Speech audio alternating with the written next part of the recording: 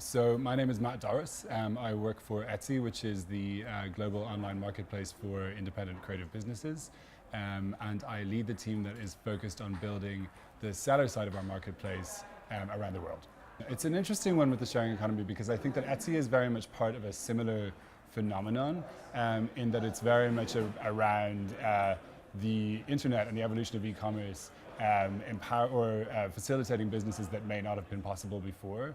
Interestingly, I would differentiate Etsy a little bit from businesses that are traditionally referred to as sharing economy businesses, primarily because Etsy is all about people, micro-entrepreneurs who have actually created a product or a piece of art or designed some clothing or whatever it happens to be. They've handmade a product and then they sell that on. So in many ways, it's more of a traditional marketplace than something like Airbnb or a marketplace that is more about monetizing an existing asset. For us, it's really been amazing to see the growth of our communities and how Etsy has become more than a marketplace and really a place where creative people can connect. We were founded in 2005 in Brooklyn. For a while, quite a US-centric business, but we now have a very international outlook and we're growing all over the world. The UK is one of our fastest growing markets. But as I said, what we've seen is that in addition to using Etsy as a platform on which to sell their products, creative people are also using it as a platform to connect to one another. So many of these people will be one-man shows working at home working on their own at home, and they will, they will often find themselves in kind of a solitary experience.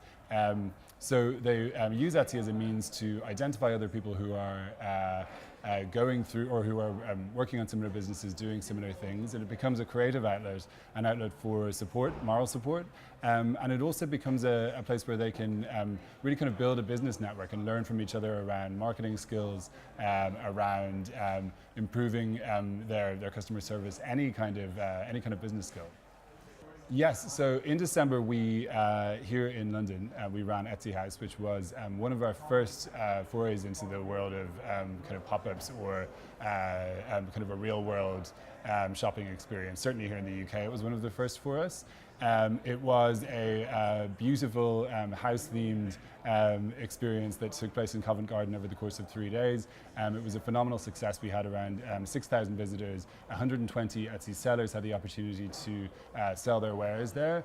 So it obviously also opened up new channels, new opportunities for exposure for them. And it's something that I think that we want to continue to think about, and we'll build on that idea this year. In terms of the card reader, we launched an Etsy card reader in the US last year. It actually wasn't used at Etsy House. It's currently a US only product, but it is something that in the future we may consider launching here in the UK as well, as we are always looking to find ways to help our sellers to open up new channels. This year, one of the things that we really want to do is to build on the Etsy House phenomenon, to actually empower our sellers potentially to run their own pop-ups. So we have what we call Etsy teams, which are groups of Etsy community members who congregate all over the UK. There's one in Brighton, there's one in Leeds, there's one in Manchester, there are several here in London. They often are working together in order to co-market their businesses. And so we feel that helping them to actually run their own pop-ups and to spread to really kind of promote their businesses, not just in London, but around the UK, is a really great way to kind of evolve the Etsy House idea. Well, I think certainly the biggest opportunities for us are around growth in international markets.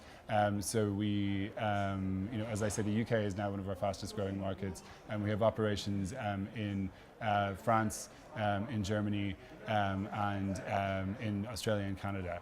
So we're now starting to think about, what are the next markets that we're going to break into? Where might we set up operations? So that's certainly an interesting challenge to have, an interesting opportunity. What I really hope to see is, and what we've seen time and again, is the evolution of this kind of new type of entrepreneur. So previously, even just a few years ago, if you wanted to set up a business, you needed a certain amount of capital, you needed a certain amount of backing in order to be able to get your idea out there.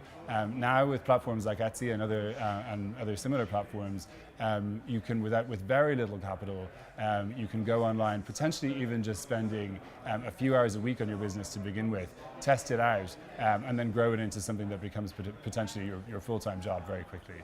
So I think that utilizing online platforms in order to very efficiently and cheaply gain access to wide audiences is, I think, really changing the way people think about business. And I think that's really the future of marketplaces.